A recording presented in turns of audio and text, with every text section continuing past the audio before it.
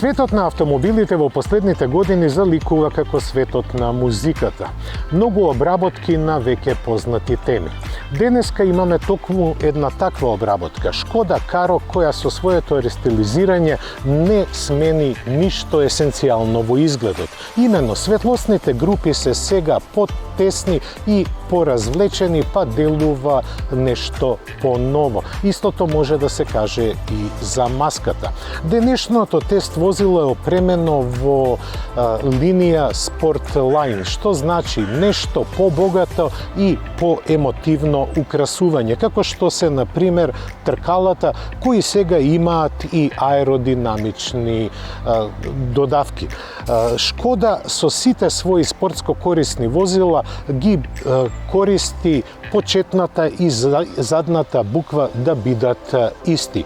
Тоа е Карок, Камик и се разбира Кодиак. Испод хаубата имаме 2-литрен турбодизел мотор од 150 коњски сили впарен со 6-степен мануелен менувач.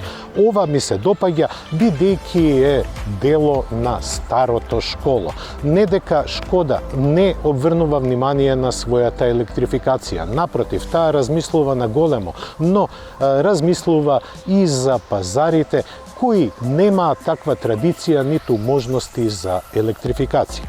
Интериерот на Шкода од секогаш бил меѓу подобрите во мејнстрим марките, а овој, сега што го гледаме тука, има и нота на емоции.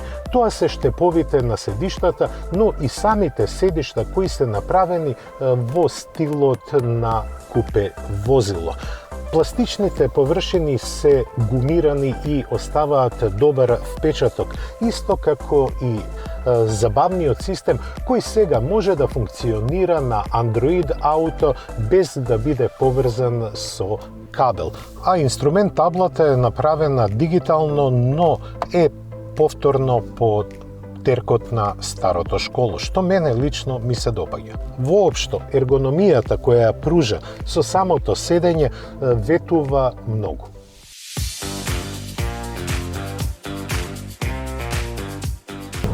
Оно што најмногу ме израдува кога ми го понудија на возење Карокот е што е дел од старото школо. Шкода, како и целата групација Volkswagen, е посветена на електрификацијата, но во понудата се уште може да се најде така нареченото старо школо. А кој е старото школо?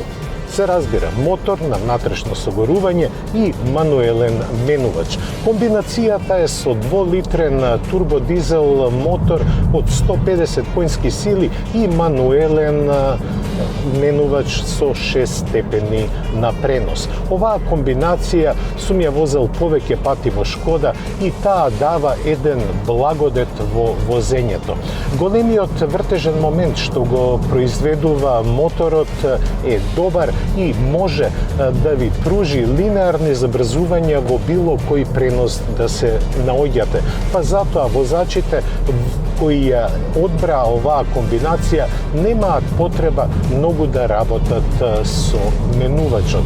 Едноставно, возењето е онакво какво што треба да биде за едно спортско корисно возило. Дури и Шкода, иако ја користи платформата која ја користи исто така АТК и Volkswagen Tiguan, направи своји подесувања, па интеракцијата помеѓу возилото и возачот е многу добра.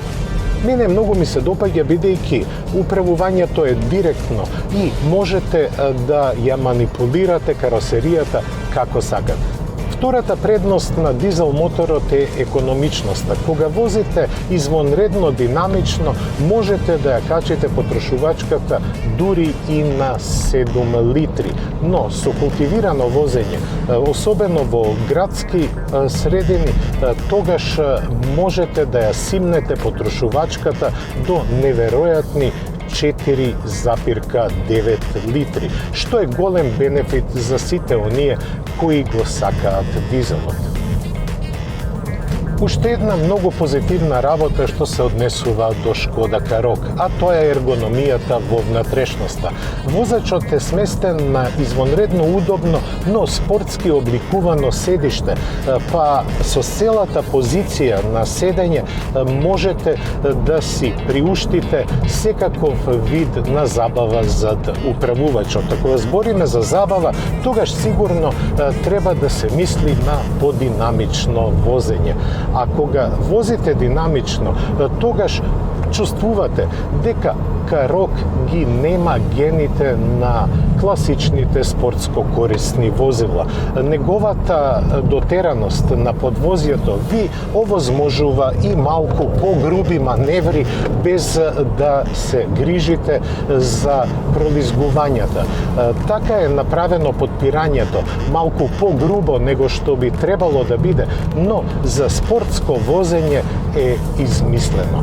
Овој мотор, иако има само 150 конски сили, може да овозможи доста забава заедно со мануелниот менувач. Она што многу ми се допаѓа кај Карок е комбинацијата на моторот и менувачот. Оваа комбинација ви дозволува самите да одлучувате кога да ја смените брзината и како. Тоа е добро ако сте спортски ориентиран возач. Тогаш лесно можете да го префрлите оптоварувањето од една на друга оска за да добиете подобро прилепување на патот. Јас сум многу задоволен од однесувањето кое Карок го пружа на патот. Целата интеракција со возачот е одлична.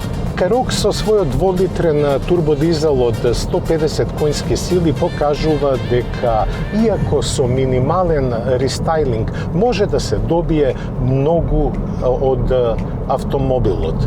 Со цена од 36.000 евра во Sport Edition, која е богата со опременост и со визуелни трикови кои го ја прават поатрактивна каросеријата, ова е доста пристапно возило. Сетете се само дека сите конкуренти во оваа класа чинат многу повеќе над 40.000 евра.